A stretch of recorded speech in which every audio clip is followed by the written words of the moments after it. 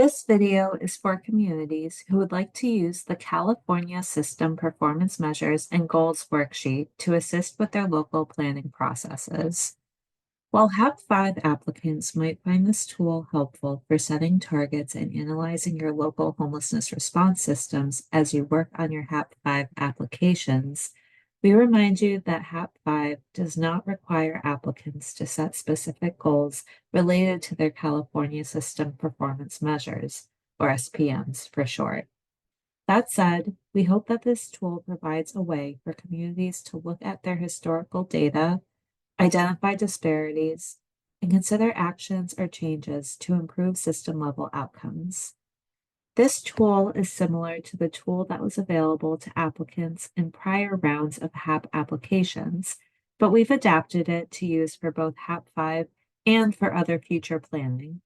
I'll highlight some of the key differences in this new version, including a tab that helps identify underserved and disproportionately impacted populations.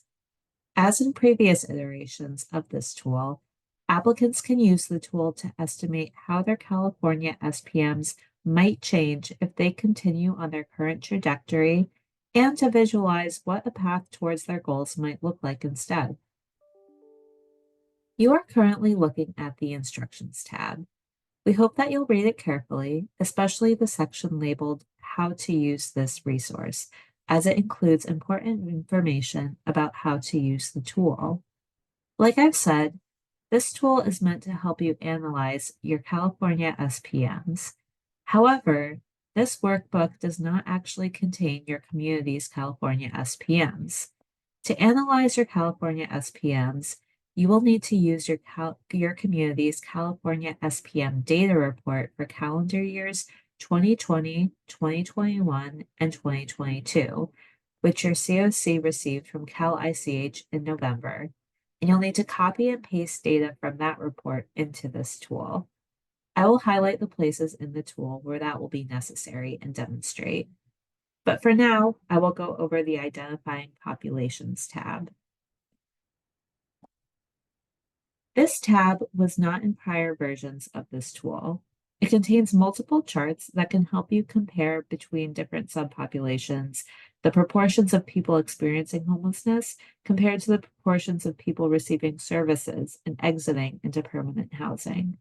And when we talk about subpopulations, we're talking about people being grouped together based on demographic characteristics, such as race, whether or not they're Hispanic, gender, household composition, and other specific experiences.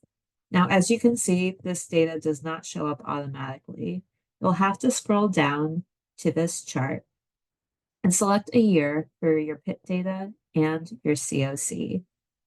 The year that you select for your PIT data will determine which year's data will show up in column E, people experiencing homelessness at a point in time.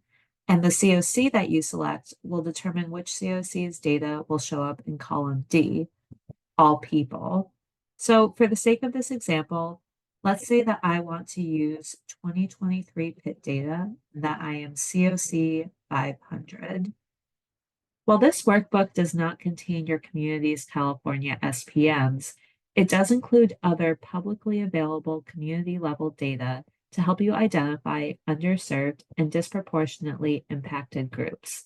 Specifically, it contains data from the American Community Survey, which is what you're seeing in column D, which shows the estimated number of all of the people in each race and ethnicity category who live in the COC. In column H, you can see the percentage of the COC's total population who are in each of those categories. It also contains data from the point in time count, which is what you're seeing in column E, which shows the estimated number of people in each subpopulation who are experiencing homelessness during your COC's point in time count. In column I, you can see the percentage of people experiencing homelessness in your COC who are in each of the subpopulation categories. And you'll notice that some of the rows are still blank because the PIT count does not report all subpopulations, such as adults experiencing significant mental illness. and the ACS data is only for race and ethnicity. Then you'll have to do some copying and pasting from your Measure 7 tables in your California SPM data report for those light purple columns.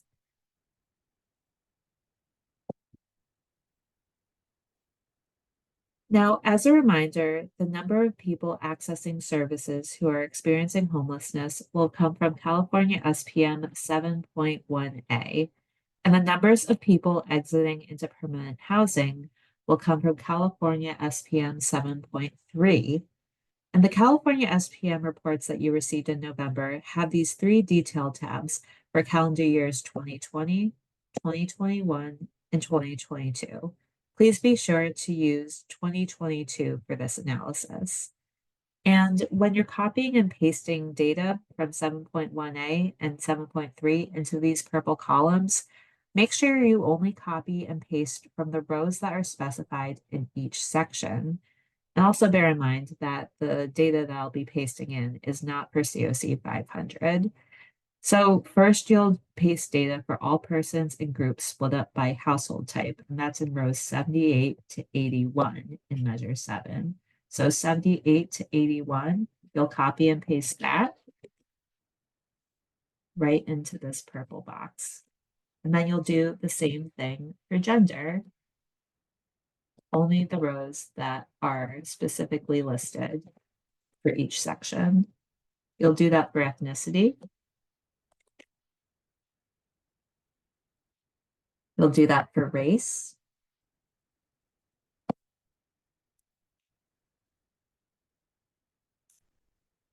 And you'll do that for various subpopulations and other characteristics.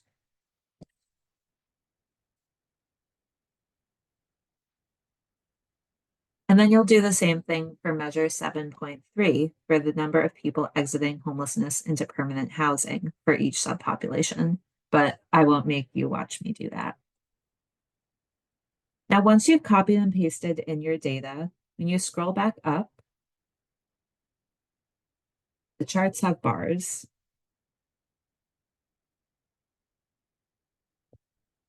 For race and ethnicity, the dark blue line shows each subpopulation's share of the community's total population. The race and ethnicity chart is the only chart that has the shares of the total population. But all of the charts have the shares of people experiencing homelessness, which is this light purple bar, people accessing services, which is the red bar, and people exiting into permanent housing, which is the pink bar. And we give some guidance in this tool about how to think about comparing these different percentages and to think about which subpopulations to focus on in your equity analyses. Now I'll walk through the blue tabs, each of which deal with one of the California SPMs. This one is for the number of people accessing services who are experiencing homelessness. Again, you'll need to copy some numbers from your California SPM report, this time from the top line tab, just this tab here. You'll need to copy and paste the numbers from calendar years for Measure 1A, 2020, 2021, and 2022.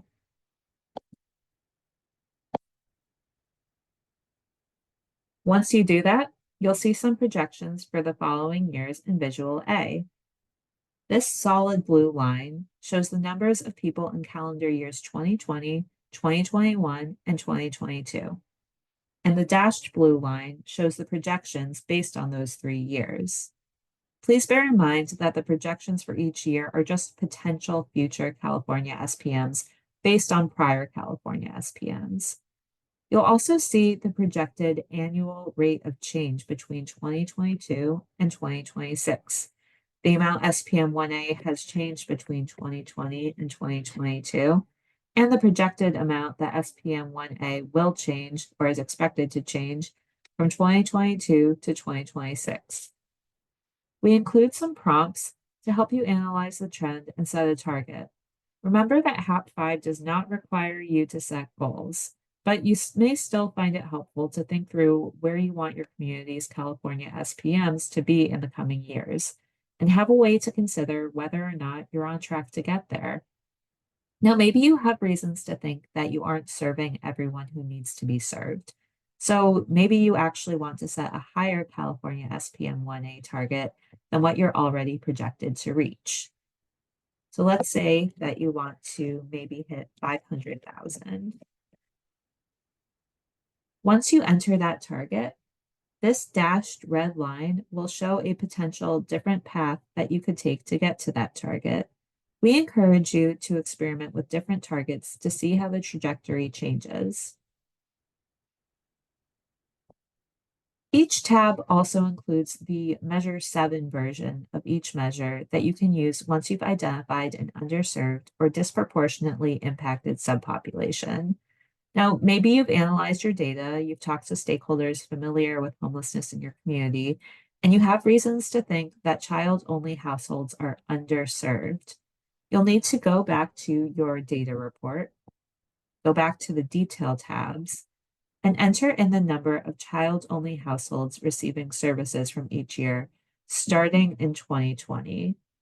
Now you can see here, I've highlighted where you'll find that. That is persons in households with only children for Measure 1A, and this is in tab 2020. You'll also see that in 2021 and in 2022, back up here. I've already entered these in. And now you can see Visual B, which shows the solid blue line having the percentage of people receiving services who are in child-only households for calendar years 2020, 2021, and 2022. The dashed blue line here shows the projected percentage based on projections for both this subpopulation and the total population. Now, if you have reason to think that child-only households are underserved, you might want to set a higher target. So that's what I've done down here. I've said, I want to reach 25,000 child-only households by calendar year 2026. And once you enter that target, this dashed red line will show the percentage of people receiving services who are in child-only households based on the targets that you set for this subpopulation and up here for your community's total population. And as with the section above, we encourage you to experiment with different targets here. Now, for the most part, the functions of the blue tabs are pretty similar to one another, although some of the guiding questions for analyzing each measure are different. That said, this new version of the tool includes an additional way to visualize disparities between subpopulations in your community as they relate to unsheltered homelessness, which is the focus of Measure 1B.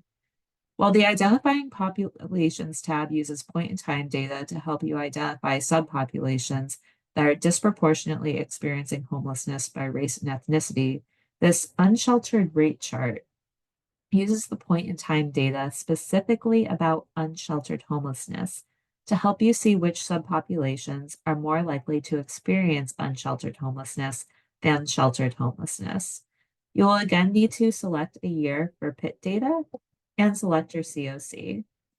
So I've already done that here. The lighter bar at the top of this chart shows the unsheltered rate for all persons experiencing homelessness at a point in time in your COC. And in selecting a subpopulation to focus on for Measure 1B, you might want to focus on a subpopulation whose unsheltered rate is higher than that of all persons. Or you can use the charts in the Identifying Populations tab or any other set of data depending on what makes the most sense for your COC. And the rest of this tab is similar to the tab for Measure 1A. The tabs for Measures 2, 3, and 6 are similar to Measure 1A as well. But Visualization B for Measures 4 and 5 look a little different from the other measures and a little different from how it's looked in past versions of the tool. So I'll explain how to read the visualizations for those measures. California SPM 4 is the average length of time that people experience homelessness while accessing services. Just like with every other measure-specific tab, you'll need to copy and paste data from the top line tab of your California SPM data report, and then set a target to see projections and pathways towards your target.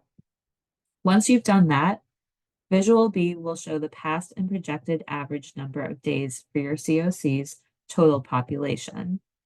As with other measures, you'll need to select a subpopulation here and copy and paste data for that subpopulation from the Measure 7 tables of your Details tab of your California SPM data report. And then you'll need to set a target down here. So I've already entered all of that in. Since Measure 4 shows the average length of time for the total population in each subpopulation, it's fairly straightforward to see disparities for this measure. You don't need to look at percentages and think about whether a subpopulation is experiencing homelessness at a higher rate or lower rate relative to their share of the overall population for this measure. It can be useful just to see whether the group's average length of time is higher or lower than the average length of time for all people experiencing homelessness. In this case, it's quite a bit higher. And Visual B for Measure 5 has a similar layout. Because Measure 5 shows the rate of return, or the percentage of people in each subpopulation who return to homelessness, it is fairly straightforward to compare the rate for a subpopulation to the rate for all people experiencing homelessness. Thank you for watching this walkthrough of the California SPM and goal setting tool. If you have any questions about how to use this tool, please contact us at hdis@bcsh.ca.gov.